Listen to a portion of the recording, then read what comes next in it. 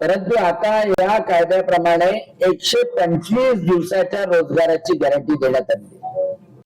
100 दिवसाच्या ऐवजी 25 दिवस म्हणजे अतिरिक्त 25 दिवस आहे। आणि त्याशिवाय अनुसूचित जमाती करता जे कामगार राहतील त्यांना अतिरिक्त 25 दिवसाचा रोजगार सुद्धा दिला जाईल। ती 15 दिवसात दिल्या गेली पाहिजे असा कायदा होता। तर अनेक वेळा 15 दिवसाच्या पेक्षा जास्त सुद्धा वेळ लागत होता, त्यावर कोणतं नियंत्रण नव्हतं। या कायद्यामध्ये निक्षून सांगितलेलं आहे की 7 दिवसाच्या आत त्या मजुराच्या खात्यावर पैसे गेले पाहिजे, म्हणजे 7 दिवसाच्या आत मजुरी मिळेल। आणि समजा 7 दिवसाच्या आत मजुरी मिळाली नाही तर सरकारी बँकेच्या व्याजाप्रमाणे त्याला व्याज सुद्धा मिळेल। आणि म्हणून जी गॅरंटी आहे रोजगाराची ती झालेली आहे। दुसरी महत्वाची गोष्ट की मोदीजीचं सरकार आलं तेव्हापासून या मनरेगावर, रोजगार गॅरंटी स्कीमवर जास्त पैसे खर्च करण्यात आले। मोदीजीच्या 10 वर्षामध्ये 8.53 लाख कोटी रुपये खर्च करण्यात आले। आणि अगोदरच्या जेव्हापासून कायदा आला तेव्हापासून जर आपण पाहिला आतापर्यंत खर्च झालेले पैसे म्हणजे काँग्रेसच्या सरकारमध्ये खर्च झालेले पैसे आणि मोदीजीच्या सरकारमध्ये खर्च झालेले पैसे मिळून जर पाहिलं तर 11.74 लाख कोटी रुपये आतापर्यंत खर्च झाले। म्हणजे मोदीजीच्या काळामध्ये 8.53 लाख आणि काँग्रेसच्या काळामध्ये कायदा आणला तेव्हापासून 3.25 लाख, म्हणजे सर्वात जास्त मनरेगावर सुद्धा या कायद्याप्रमाणे मजुरीचं प्रमाण केलं गेलं होतं। 2005 साली ही मनरेगाची योजना सुरू झाली होती। तेव्हापासून जर पाहिलं तर अर्थात ग्रामीण भागामध्ये मोठा बदल झालेला आहे।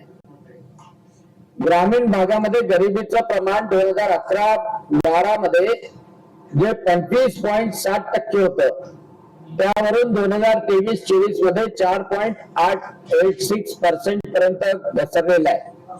कनेक्टिव्हिटी वाढलेली आहे, आजीविकेचे मार्ग जास्त निर्माण झालेले आहे आणि त्यामुळे रोजगार हमी योजना मनरेगाचं पुनर्गठन करणं अतिशय आवश्यक आहे।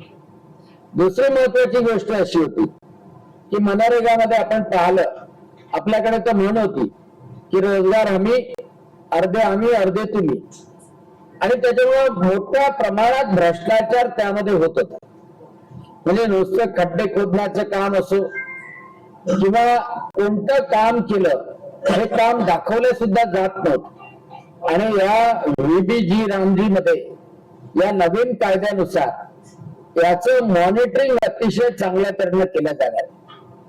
रिअल टाइम डेटा अपलोड राहणार आहे, GPS मॉनिटरिंग राहणार आहे, मोबाईलचं मॉनिटरिंग हजेरीसाठी राहणार आहे आणि AI आधारित जर का कोणी डुप्लिकेशन करत असेल, कारण की अनेक वेळा पांढर रस्ते त्याचं नाव बदलून त्याचं डुप्लिकेशन केलं जात होतं। दरवर्षी रस्ते तेच, पैसे अलग, मजूर अलग असं राहत होतं। झाडं लावायचे तर त्याच खड्ड्यामध्ये वारंवार झाडं लावायचे, झाडं कधी वाढायचे नाही।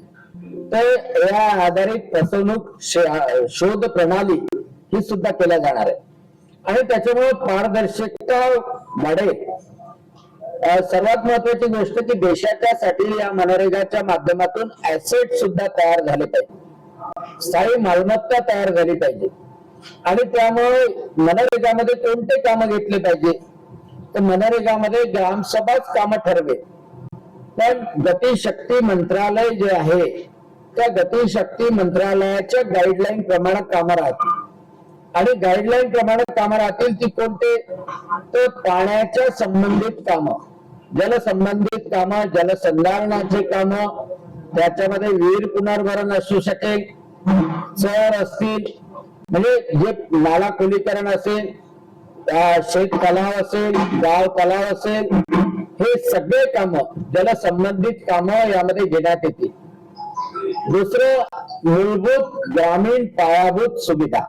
या मूलभूत ग्रामीण पायाभूत सुविधामध्ये गावामध्ये अंतर्गत रस्त्याचे कामं असतील, गावामध्ये एखाद्या सभागृहाचं काम असेल, गावामध्ये नाल्या गटारचं काम असेल, ज्या जे इन्फ्रास्ट्रक्चरचे काम आहेत ते संपूर्णतः काम याच्यामध्ये घेण्यात येतील. अगोदरच्या मनरेगामध्ये एक नव्हतं, ते यामध्ये ऍड केलेलं आहे की ज्याच्यामुळं आजीविका वाढू शकते, लाईव्हलीहूड वाढू शकते. तर आजीविका निर्माण करणारी पायाभूत साधने म्हणजे आता एखाद्या ठिकाणी खताची निर्मिती करायची आहे, ट्रायकोडर्माची निर्मिती करायची आहे, गांडूळ खताचा खड्डा करायचा आहे, किंवा महिलाचं बचत गट आहे, त्या महिलांच्या बचत गटाला रोजगाराला अभिप्रेत असलेलं एखादं सभागृह असलं, गोडाऊनचं बांधकाम आहे, स्टोरेज करण्याची कपॅसिटी आहे, गोदाम बांधकाम करायचे असले तर हे सगळे ज्याच्यामुळं रोजगार निर्माण होईल हे सगळे कामं यामध्ये करण्यात येणार आहे. आणि दुसरी एक महत्वाची गोष्ट की हवामानामुळे जी कामामध्ये घट होते, हवामानाशी निगडीत कामं सुद्धा यामध्ये केल्या जाणार आहे. म्हणजे प्रदूषण कमी करण्यासाठी जे कामं होतात ज्यामध्ये वृक्षारोपण मोठ्या प्रमाणात हे सुद्धा केल्या जाणार आहे. त्याच्यामुळे शेती, बाजारपेठ, साठवणूक आणि ग्रामीण उत्पन्न हे वाढवण्याच्या दृष्टीनं या रोजगार हमी योजनेच्या कामामध्ये या बीबीजी रामजीच्या माध्यमातून मदत होणार आहे. दुसरी महत्वाची गोष्ट की मनरेगाचा असा अतिशय मोठा कधी कधी प्रॉब्लेम होता ग्रामीण भागामध्ये सर्व शेतकऱ्यांना की ज्या वेळेला हार्वेस्टिंग सीझन आहे म्हणजे पेरणीचा, कापणीचा, त्यावेळेला जर मनरेगाचे काम सुरू असले तर त्यांना मजूर मिळत नव्हते आणि त्याच्यामुळे शेतमजूर आणि शेतकरी यांच्यामध्ये वाद निर्माण होण्याची परिस्थिती होती. आता 125 दिवसाची गॅरंटी दिलेली आहे, पण 60 दिवस वर्षातले असे राहतील ते प्रत्येक राज्य सरकार आपापल्या ठिकाणच्या परिस्थितीप्रमाणे डिसाईड करेल, रब्बीमध्ये किती, खरीप मध्ये किती, आणि 60 दिवस पर्यंत शेतीच्या कामासाठी मनरेगाचे काम, बीबीजी रामजीचे काम ते घेतल्या जाणार नाही. आणि त्याच्यामुळं शेतकरी आणि शेतमजूर याच्यामध्ये जो कॉन्फ्लिक्ट निर्माण होता तो सुद्धा कॉन्फ्लिक्ट निर्माण होणार नाही, त्यांच्यामधला दुरावा निर्माण होणार नाही. शेतीच्या कामासाठी सुद्धा मजूर मिळतील आणि तेच मजूर उर्वरित म्हणजे 365 दिवसापैकी 60 दिवसच फक्त शेतीच्या कामासाठी राखून ठेवले, तेही सलग 60 दिवस राहणार नाही.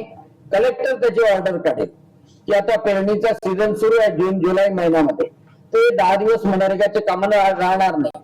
त्याच्यानंतर सोंगण्याचं सीझन सुरू आहे, सोंगण्याचा किंवा कापूस हे 10 दिवस राहणार नाही. नंतर चना गहू पेरायचा आहे तर हे 10 दिवस राहणार नाही. असे 60 दिवस शेतीच्या कामासाठी राखून ठेवले जातील. उर्वरित 125 दिवस मजुरांना निश्चितपणे काम चांगल्या तऱ्हेने मिळणार आहे.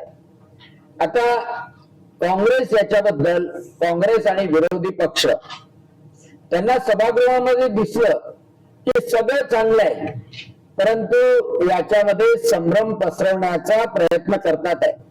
आणि संभ्रम कशासाठी पसरवतात आहे की मनरेगाचं गांधीजीचं नाव का बदललं. खरं जर पाहिलं तर या रोजगाराच्या साठी 1970 पासून अनेक योजना आल्या. अगोदर याचा रोजगार योजना म्हणून जवाहर रोजगार योजना म्हणून नाव होतं, जवाहर रोजगार योजना म्हणून नाव होतं. नंतर 2005 ला नरेगा म्हणून नाव होतं. मग 2009चं इलेक्शन आलं, काँग्रेसवाल्यांना महात्मा गांधीची आठवण फक्त इलेक्शनच्या वेळेला येते. मग त्यांनी परंतु त्यांना होळीच्या वेळेलाही मजुरी मिळायची नाही, ते इथे येऊन बसायचे. परंतु त्यावर अतिशय मोठा अंकुश ठेवण्यात आलेला आहे.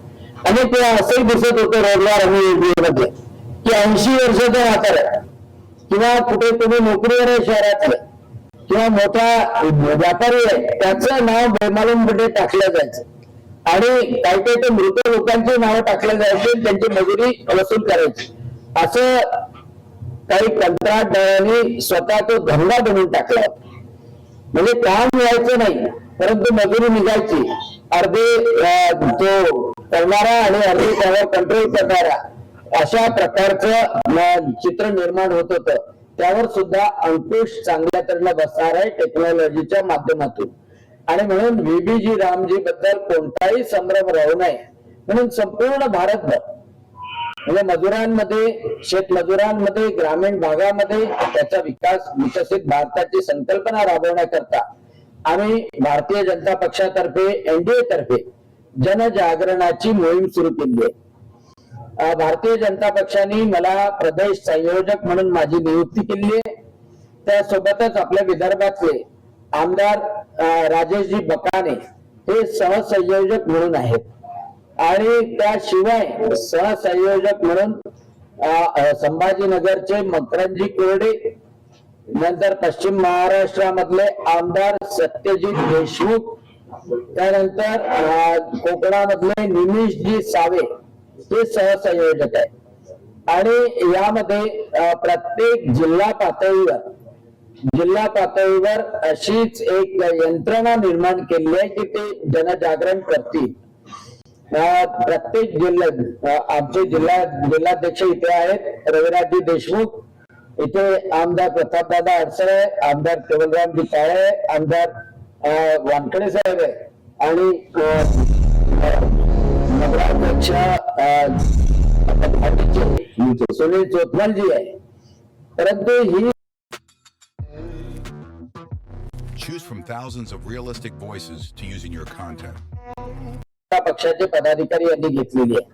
तर जिल्हा स्तरावर संयोजक आणि 5 सहसंयोजक याप्रमाणे त्याची यंत्रणा राहील. तशीच मंडल स्तरावर सुद्धा राहील आणि लोकांपर्यंत, त्या मजुरांपर्यंत पोहोचण्याकरता संपूर्णतः जनजागरण करण्याकरता पुढील काळामध्ये व्यापक मोहीम घेतल्या जाणार आहे.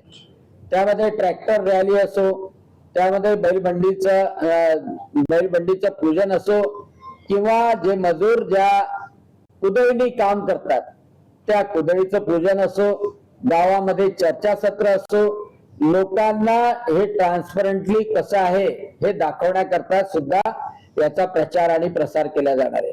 एक दुसरी महत्वाची गोष्ट की याचा जे ऍडमिनिस्ट्रेटिव्ह खर्च होता तो आतापर्यंत मनरेगामध्ये 6% होता. म्हणजे रोजगार सेवकाला जो वगैरे मिळत होता कॉम्प्युटरायझेशन करायसाठी, तो 6%वरून 9%वर केलाय. आणि त्याच्यामुळे ग्रामीण भागामधले जे रोजगार सेवक आहे त्यांना तुटपुंजा निधी मिळत होता, तर तो निधी सुद्धा मोठ्या प्रमाणात वाढणार आहे. आणि म्हणून या योजनेच्या प्रसार आणि प्रचारामध्ये आपला सर्वांचा सहभाग असावा यासाठी आणि लोकांच्या मनात काँग्रेसवाले जो खोटा नॅरेटिव्ह संभ्रम पसरवण्याचा प्रयत्न करतात तो सुद्धा दूर व्हावा म्हणून आपलं सहकार्य अपेक्षित आहे. धन्यवाद. असं वाटतं की 2009 मध्ये काँग्रेसने निवडणुका डोळ्यासमोर नाव बदललं होतं, पण 2005 मध्ये या महात्मा गांधी राष्ट्रीय ग्रामीण रोजगार योजना अधिनियम 2005 सुरुवात झाली होती आणि 2005 मध्ये असं नाव बदललं होतं. 2005 मध्ये बदललं. त्याच्या अगोदर जवाहर रोजगार योजना म्हणून महाराष्ट्रामध्ये ही योजना पहिल्यांदा सुरू झाली होती. बिसपागे यांनी रोजगार हमी योजना म्हणून सुरू केली होती. मग त्याच्यानंतर त्याचं डुप्लिकेशन, त्याचं विस्तारीकरण त्या सरकारने जवाहर रोजगार योजना म्हणून केलं होतं. आणि मग त्यानंतर 2005 मध्ये महात्मा गांधींच्या नावाने ती मनरेगा म्हणून तिला करण्यात आलं होतं. म्हणजे नावं बदलवले होते परंतु योजनेचा गाभा तोच होता. यामध्ये योजनेचा गाभा हा मोठ्या प्रमाणात यासाठी बदलवला आहे की लोकांना जास्त दिवस रोजगार मिळाला पाहिजे. 100 पासून 125 दिवस पर्यंत रोजगार मिळाला पाहिजे. आणि मजुरी जी 15-15 दिवस, 1-1 महिना, 2-2 महिने जी वाढवल्या जात होती ती जी आहे मजुरी, ती मजुरी वाढवल्या गेली पाहिजे. यासाठी मजुरी लवकर मिळाली पाहिजे यासाठी यामध्ये बदल करण्यात आले. आणि सर्वात महत्वाचा भ्रष्टाचार बंद झाला पाहिजे. मजुरांना मिळालं पाहिजे काम आणि गावामध्ये विकास झाला पाहिजे. या दोन्ही गोष्टी झाल्या पाहिजे. मनरेगामध्ये प्रॉब्लेम हा होता की अर्धे आम्ही अर्धे तुम्ही हा प्रकार जास्त होता. हीच रोजगार हमी. अण्णा हजारे यांना तर सातत्यानं आंदोलन करावं लागतं.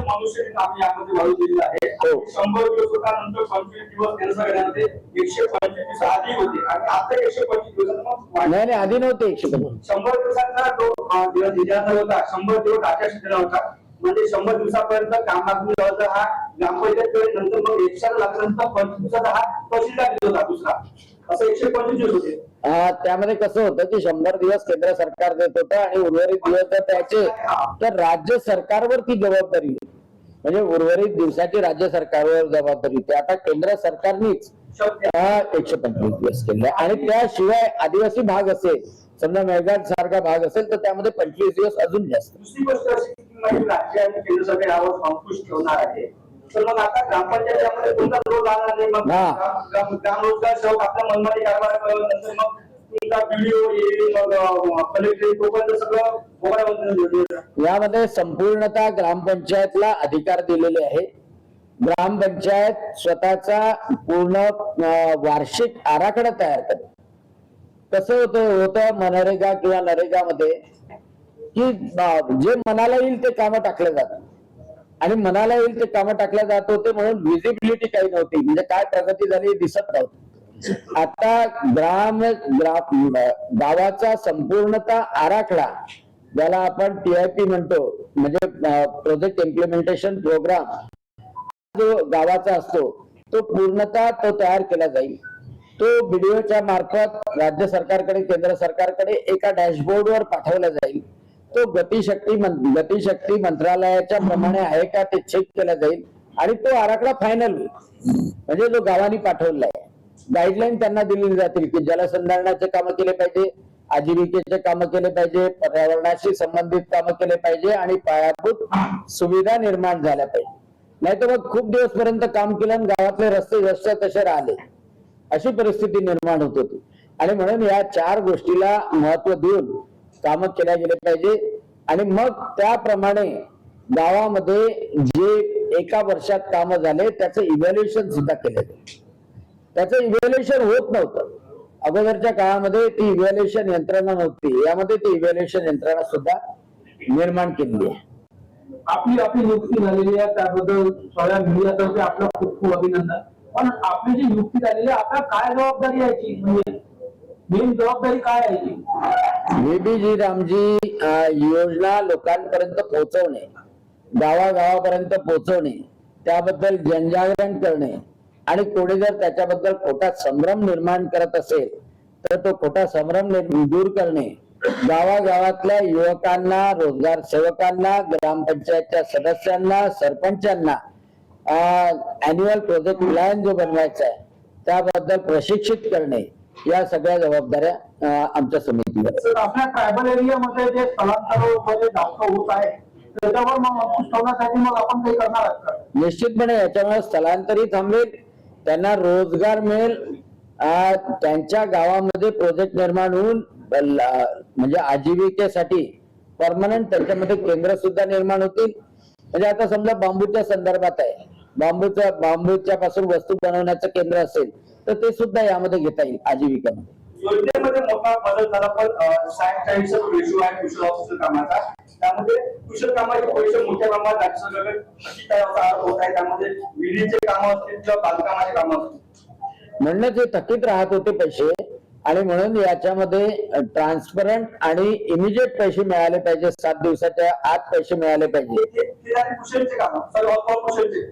आता याच्यामध्ये 40-60च्या रेशोमध्ये जे काही बांधकामासाठी सुद्धा 40% म्हणजे बांधकामासाठी इतर कामावर खर्च होणार, त्यामध्ये मोठ्या प्रमाणात राज्याचे जे पैसे आहेत ते केंद्राकडे अडकून पडलेले आहे. म्हणजे 1 लाख रुपयाचं काम झालं असेल तर 40,000 रुपयाचं काम आहे कुशल होतं, ते काम प्रॉब्लेम आहे. अगोदरच्या काळामध्ये हा घोळ खूप मोठ्या प्रमाणात होत होता की मजुरीचे पैसे सुद्धा वेळाने मिळायचे आणि कुशलचे पैसे सुद्धा वेळाने मिळायचे. परंतु आता एका डॅशबोर्डवर या सगळ्या गोष्टी येत असल्यामुळे एक वेळा तुम्ही त्या GPS प्लॅटफॉर्मवर तुमच्या कामाची व्याप्ती दाखवली की आपोआपच ते पैसे तुमच्या त्या खात्यामध्ये येतील आणि त्या ग्रामपंचायतमध्ये येतील आणि त्याच्यामुळे जो डिले होत होता तो डिले होणार नाही. राज्यमंत्री मंत्रिमंडळ यांनी आपल्या आंदोलनाच्या वेळी नेहमीच म्हटलं की पेरणीची कापणी हे मनरेगामध्ये इन्क्लूड करण्यात येईल. का बरं शक्य होती किंवा पेरणीची कापणी म्हणल्यावर मनरेगा बरोबर आहे, कारण की हा प्रयत्न प्रतिभाताई पाटील जेव्हा राष्ट्रपती होत्या तेव्हा सुद्धा केला गेला होता. परंतु मनरेगाचे 2 भाग असतात. एक म्हणजे रोजगाराची गॅरंटी, मनरेगा म्हणा किंवा VBG रामजीची या आमचे दुसरे जिल्हाध्यक्ष प्रभुदासजी बिलासकर सुद्धा आले. आणि दुसरं असतं की ऍसेट निर्माण झाले पाहिजे. म्हणजे आता या योजनेमध्ये आणि अगोदरच्या योजनेमध्ये सुद्धा ते होतं की तिथे काही ना काहीतरी स्थायी प्रकल्प निर्माण झाला पाहिजे. त्यालाही तेवढंच महत्व आहे. आणि कापणी आणि पेरणीमध्ये ते शक्य होत नाही. आणि म्हणूनच शेतकऱ्यांना मदत करण्याकरता प्रधानमंत्री किसान सन्मान योजना, की शेतकऱ्यांना जे मजुरीचे पैसे आहे किंवा हे आहे अल्पभूधारक शेतकऱ्यांना त्याची मदत व्हावी म्हणून साधारणतः 6,000 रुपये केंद्र सरकारकडून आणि 6,000 रुपये राज्य सरकारकडून 12,000 रुपये प्रत्येक शेतकऱ्याला जो अल्पभूधारक शेतकरी आहे त्याला दिले जातात प्रधानमंत्री किसान सन्मान योजनेच्या माध्यमातून आणि नमो किसानच्या. ठीक आहे. चला सगळ्यांनी जेवण करावं. आणि आपण महात्मा गांधींच्या नावावर पण विदर्भामध्ये